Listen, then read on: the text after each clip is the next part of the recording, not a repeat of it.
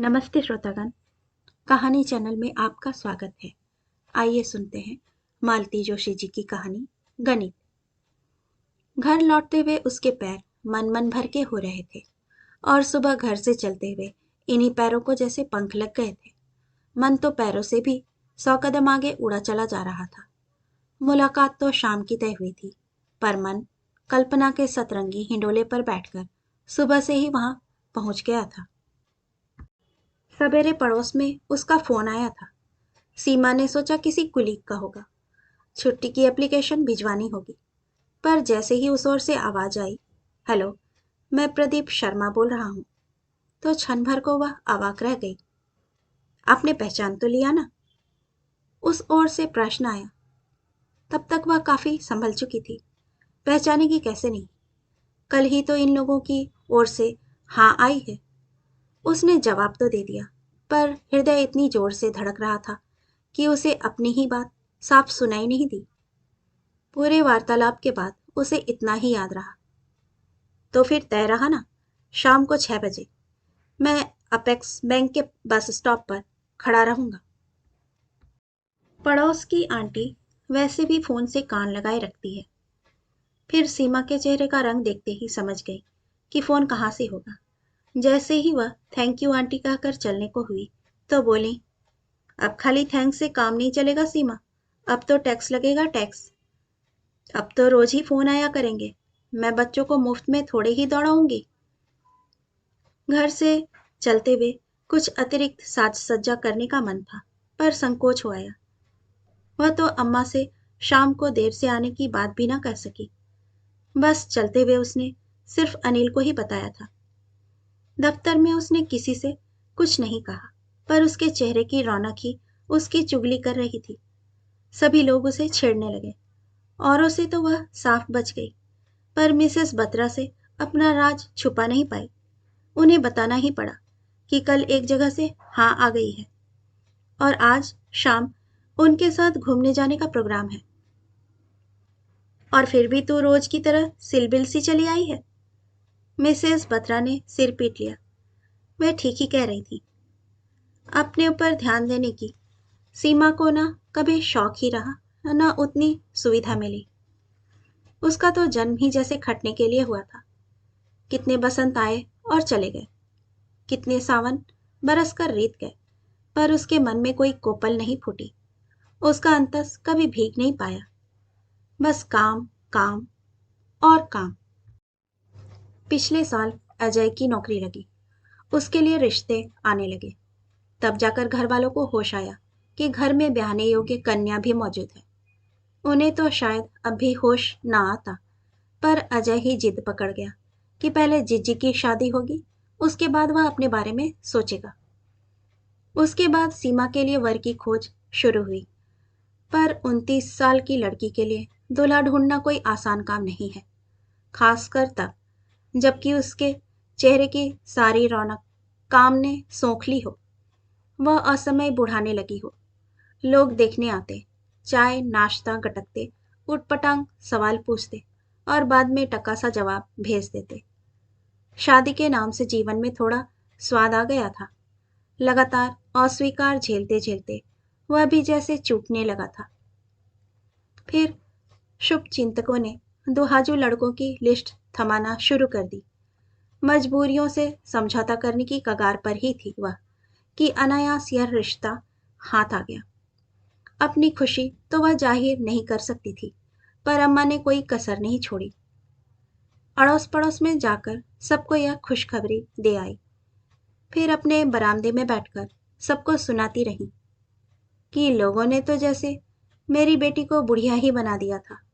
उफ, कैसे कैसे रिश्ते लाए थे, पर राम जी की माया देखो, उसके भाग्य में तो कुंवारा दूल्हा ही लिखा था और बहनों की शादी का तो बहाना बन गया। नहीं तो बताओ, ऐसा पढ़ा लिखा नौकरी वाला सुंदर लड़का कोई छोड़ देता? वह तो सीमा के भाग्य से ही इतनी उम्र तक अनब्याहा रह गया।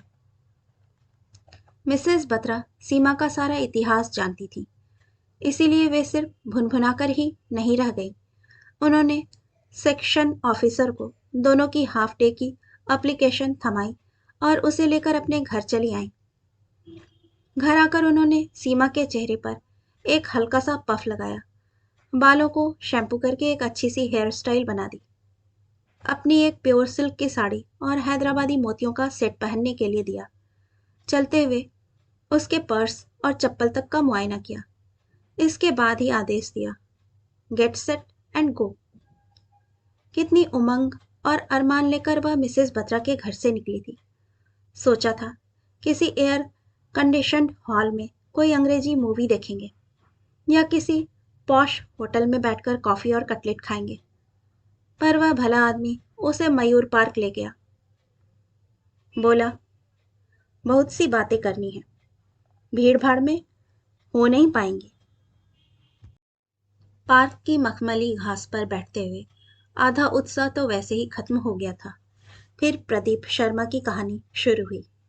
पिता की अकाल मृत्यु, माँ की छोटी सी नौकरी, 5 भाई बहनों का परिवार, घर का बड़ा और इकलौता लड़का होने की विवशता, 18 साल की उम्र से नौकरी, 2 बहनें जैसे तैसे ब्याह गई हैं, 2 अभी बाकी हैं, माँ भी 1.5 साल बाद रिटायर होने को है। सीमा से पूरे पूरे सहयोग की अपेक्षा है। सीमा को लगा प्रदीप शर्मा अपनी नहीं उसी की कहानी सुना रहा है। फर्क सिर्फ यही था कि उसके पिता अभी जीवित थे, पर 2 बड़ी बेटियों की शादी करते करते इतना कंगाल हो गए थे कि तीसरी की ना तो शादी ही की, ना उसे आगे पढ़ने दिया। किसी तरह हायर सेकेंडरी करवाकर अपने ही दफ्तर में डेली वेजेस पर लगवा दिया। अब तो खैर वह परमानेंट हो गई है। अजय को इंजीनियर बनाने का सपना उन्होंने सीमा के बल पर ही पूरा किया। इस बीच सीमा के लिए जब भी कोई प्रस्ताव आया, पिता ने साफ कह दिया, अजय की पढ़ाई पूरी होने तक हम इस बारे में सोच भी नहीं सकते। उनका बस चलता तो वे कभी भी नहीं सोचते। वह तो अजय ही जिद पकड़कर बैठ गया था। प्रदीप के यहाँ भी यही हाल था। उसकी माँ तो अभी भी तैयार नहीं थी, चाहती थी एक लड़की और निपट जाए। शादी के बाद लड़के का मन कैसा हो जाएगा कौन जानता है। वह तो नाते रिश्तेदारों ने कोच कोच कर उन्हें मजबूर कर दिया। हो सकता है मम्मी शुरू शुरू में कुछ प्रिजुडिस रहे, तुम बुरा मत मानना। एक बात और, अभी 2-3 साल तक हम बच्चे के बारे में नहीं सोचेंगे, चलेगा ना? सीमा का मन हुआ तपाक से कह दे, मिस्टर प्रदीप शर्मा, 32 के आप अभी हो गए हैं, बच्चे क्या बुढ़ापे में पैदा करेंगे? पर वह कह नहीं पाई। शादी क्या, अभी तो सगाई भी नहीं हुई है। बच्चे की बात वह जबान पर कैसे ले आए? लेकिन फिर सामने वाले को यह संकोच क्यों नहीं है? वह यहाँ बेधड़क सारी प्लानिंग कैसे कर रहा है? या कि यह शादी भी उसकी प्लानिंग का एक हिस्सा है? शायद इसीलिए उसने सीमा का रंग रूप नहीं देखा, केवल वेतनमान देखा। सीमा का मन बुझ गया। गोरा चिट्टा पति पाने की खुशी तिरोहित हो गई। सारे सपने चूर चूर हो गए। सोचा, अगर शादी के बाद भी यही सब करना है तो वह अनब्याही क्या बुरी है? आज जिनके लिए खट रही है वे कम से कम उसके अपने तो हैं। घर लौटी तो मूड बेतरह उखड़ा हुआ था। खाने के लिए मना करके वह सीधी अपने कमरे में चली गई। किसी को आश्चर्य नहीं हुआ। सबने अनुमान लगाया कि होटल से खा पी कर लौटी होगी, जबकि प्रदीप शर्मा ने उसे सिर्फ आइसक्रीम खिलाई थी और वह भी जैसे उसके गले में फंस गई थी। मिसेस बत्रा की साड़ी वह ठीक से तहा कर रख रही थी कि अम्मा कमरे में आई। सीमा, उस दिन रीमा की मम्मी जो फोटो दे गई थी वह क्या तेरे पास है? हाँ, क्यों? उसकी अभी क्या जरूरत पड़ गई? मुझे दे देना, कल लौटा आऊंगी। कहूंगी अपने डॉक्टर भैया को सहेज कर रख ले, हमें जरूरत नहीं है, हमारी बिटिया को तो कुंवारा दूल्हा मिल गया है। साड़ी को तहाते उसके हाथ पल भर को रुक गए। उसने पल भर को कुछ सोचा और बोली, फोटो को रहने दो अम्मा, रीमा के यहाँ जाओ तो उन्हें बता देना यह रिश्ता हमें मंजूर है। क्या? अम्मा एकदम चीखी, तू पागल तो नहीं हो गई है? अजी सुनिए तो, ये लड़की देखो क्या कह रही है।